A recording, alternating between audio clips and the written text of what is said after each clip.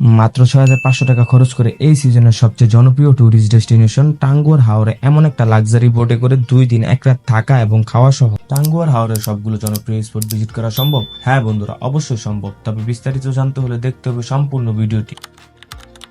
ঢাকা থেকে এনা পরিবহনের একটি নন এসি বাসে করে চলে যাই সুনামগঞ্জ, যার ভাড়া পড়েছে জনপ্রতি ৮০০ টাকা করে। সুনামগঞ্জ শহর থেকে আমরা সিএনজিতে করে চলে যাই আনোয়ারপুর ঘাটে, যার ভাড়া পড়েছে জনপ্রতি ১০০ টাকা করে।